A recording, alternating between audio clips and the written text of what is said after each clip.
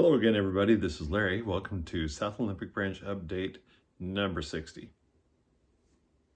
I was looking at the road back there and how dark it really is, and thinking that I'm probably going to need to put some lights in there. I think I'm going to install some lights under those canopies that, or whatever you call them, that kind of help shield the doors from the weather. And I think the gravel looks pretty good. I put some of the heavier gravel down there, and I'll put some ballast down there, and yeah, some kind of light coming from underneath those things will be good. Okay, I'm almost done with the dribbling of the scenic cement on here. We're just about there. Okay, now you can get a little wider view of, a little better view of what I'm doing. I think I need to go a little bit more up against the edge of the pavement over there, though. I think that doesn't really, it's not really thick enough there. I think it will actually mix a little ballast in there. You guys won't be able to see this. And doggone it, it's going farther away from the building than I want it. Okay, so I'm going to go ahead and do the turf for this. I like to start with the more brownish stuff first when I do this. Go in over this, and again, I just painted the glue, the Alliance Tacky glue, down on the surface as kind of my hold it in place while I do everything else material.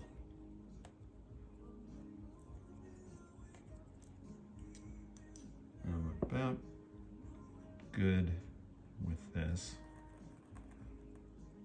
Let's go ahead with the greener stuff. And put that over the top. I'm not worried if I get any on the paved area. First of all, that would actually happen in real life. That's just the way that works. And secondly, I can come back and vacuum it if I want to after the glue is all dry, because I'm just I'll be dribbling the glue over the top of this on the right onto the material. So let's see, there we go. And then I'll come back with some thicker turf. That looks a little too much like camo. Let's spread out the stuff. I'm tapping my spoon. As you guys probably can't see this as I go along. Spreading it out like I'm spreading grass seed, which you can sort of say that I am doing that. All right, I'm gonna go a little bit along the edge here. And yep.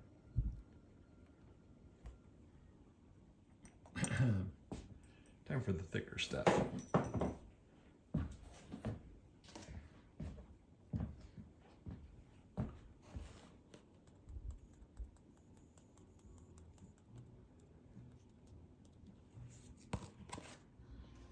Actually decided I would go with a little heavier material over there.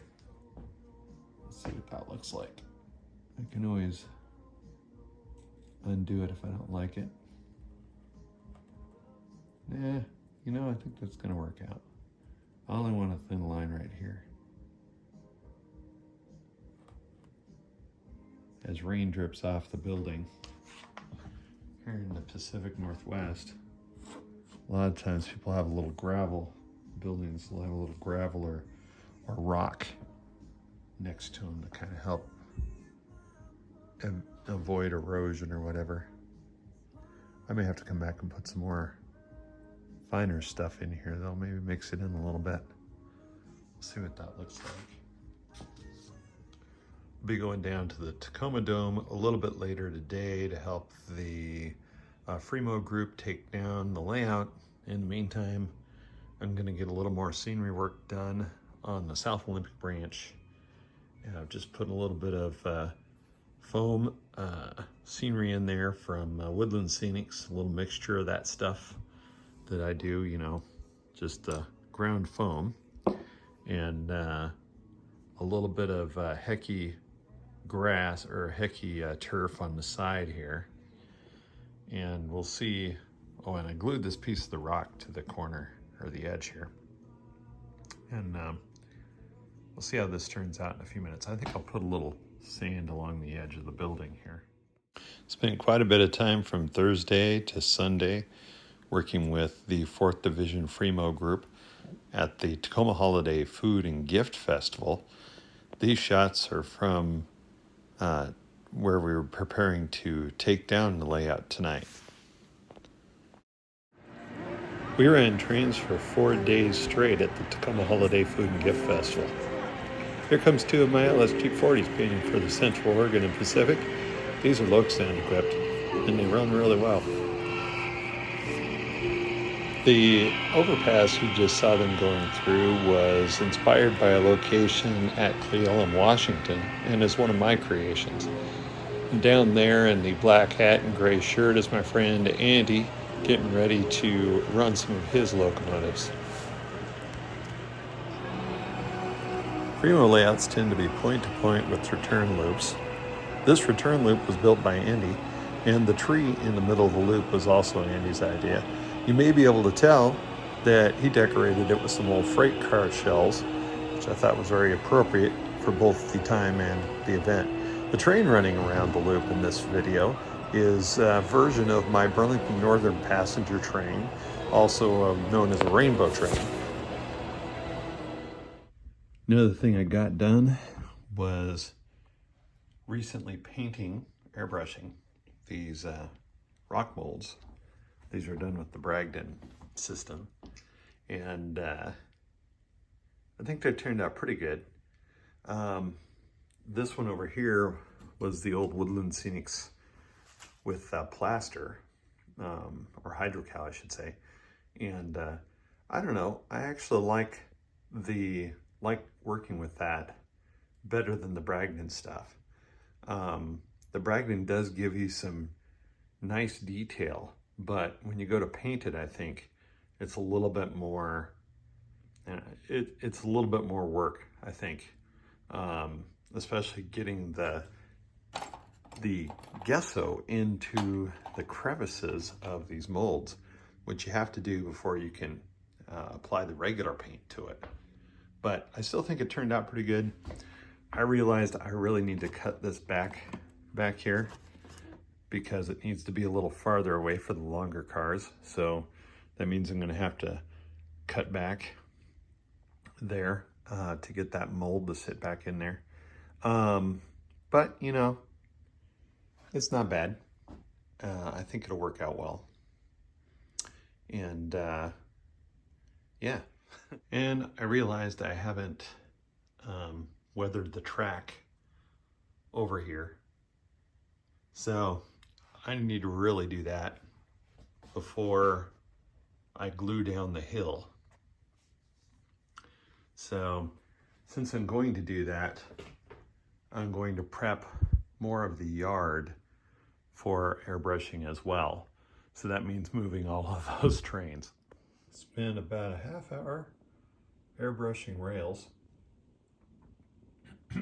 through the cut and around the corner towards the yard. That's all 3 of those lines in front.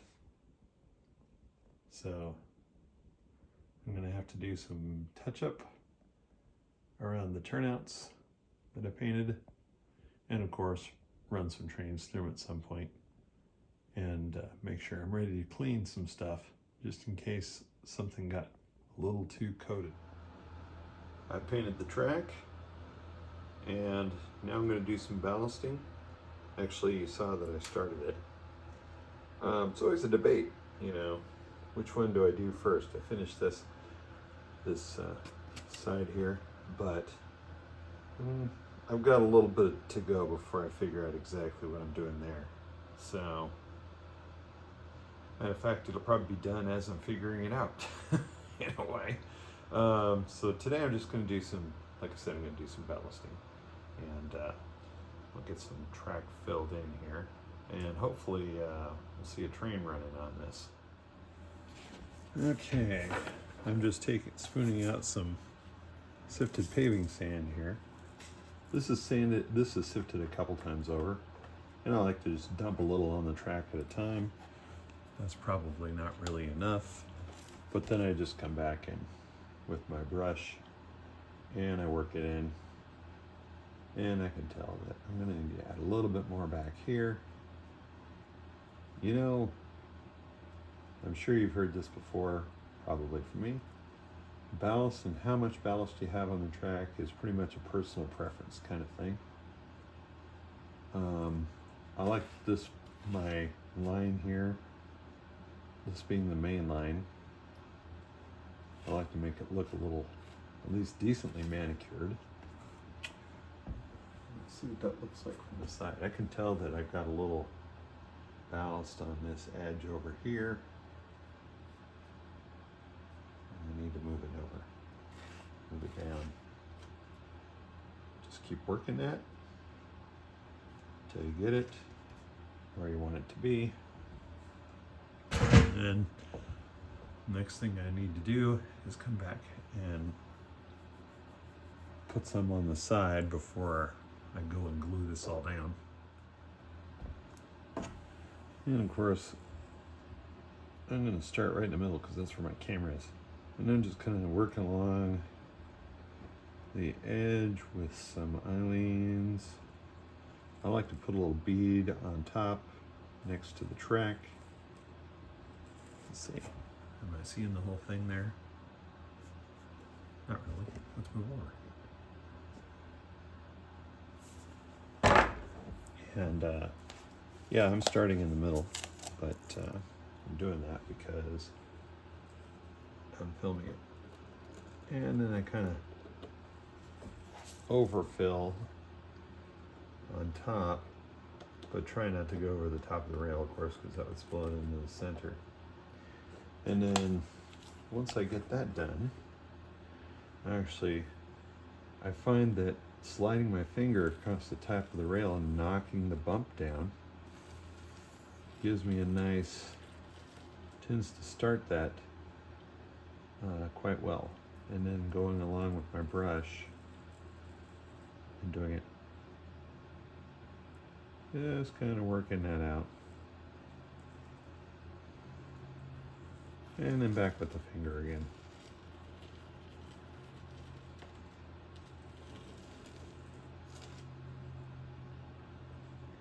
And then I'll come along and do the,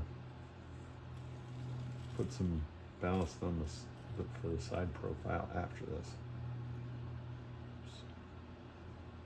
Okay, there we go. I think it looks good. I'll tamp that down a little bit.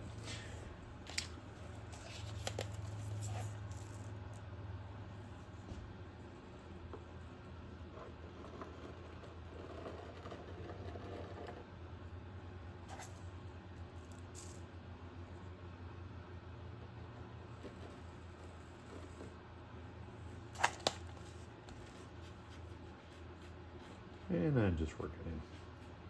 I think you guys have seen me do this before. Maybe I used a little different method, but it's basically the same. Okay, so I got a bit of a stretch of ballasting done there. And, well, it's not done. I need to glue it down with the scenic cement. And that'll be my next step, and then I'll move on to something else for a bit while it dries.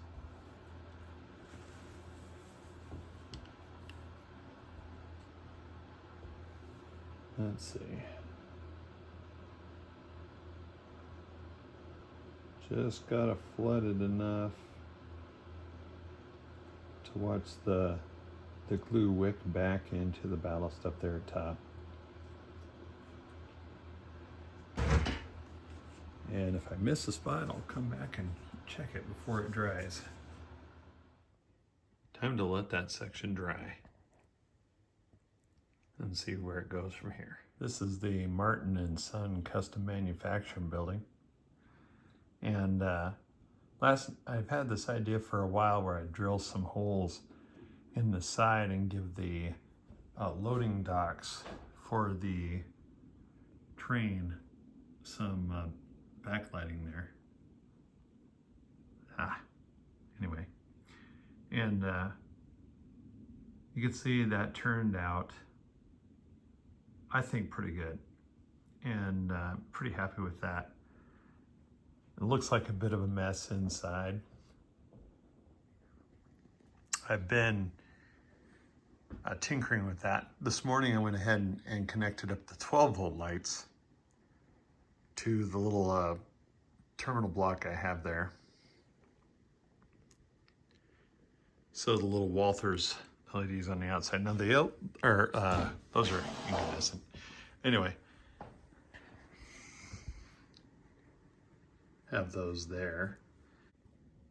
Okay. Yeah, the interior lighting didn't stay put when I put the roof on. I'll have to put some more supports in that. But I think that looks pretty darn good. Oh, I forgot there was an extra light over there.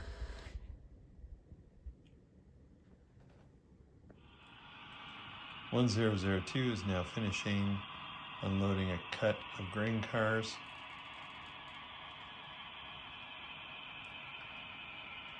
This is still a little faster than it probably should be.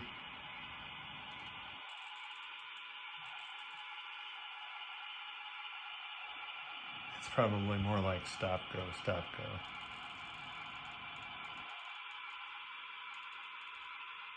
But we don't have all night.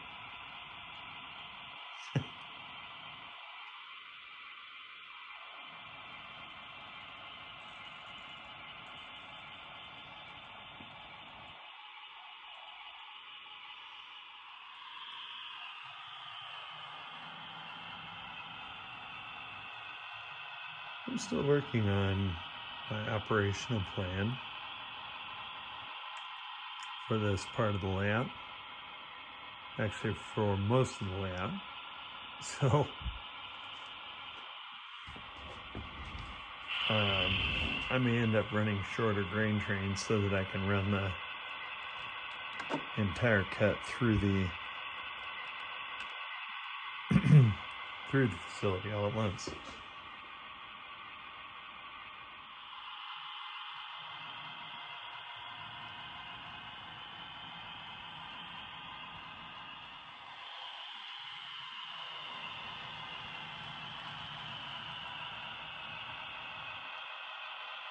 Okay.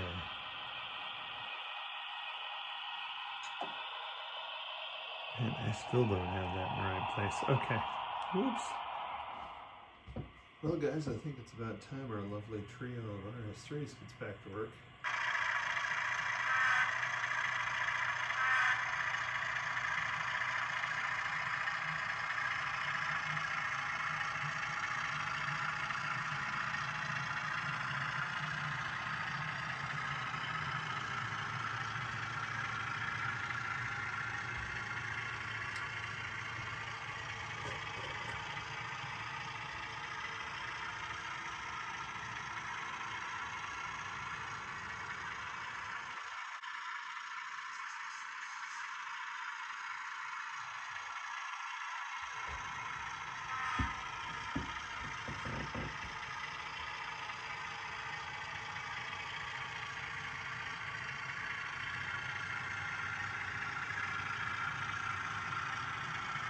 So then we're going to catch up with that hopper too hard there. And boom. All right.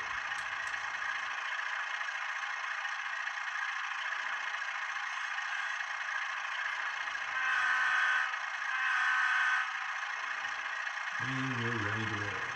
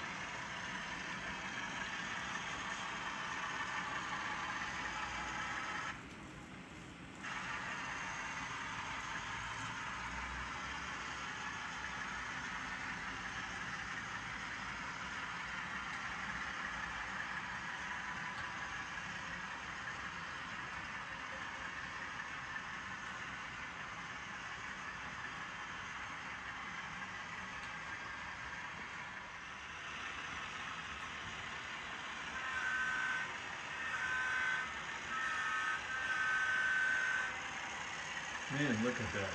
Sun's already going down. It sure gets dark early around here.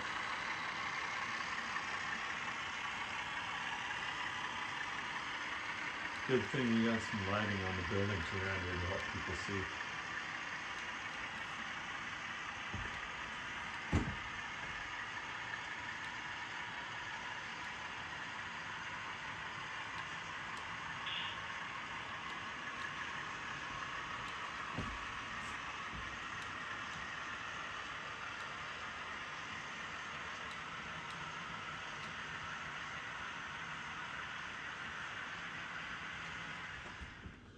Well, everybody, that's going to be it for episode number 60. Thanks for joining me again. Until next time, take care and have fun with your trains out there.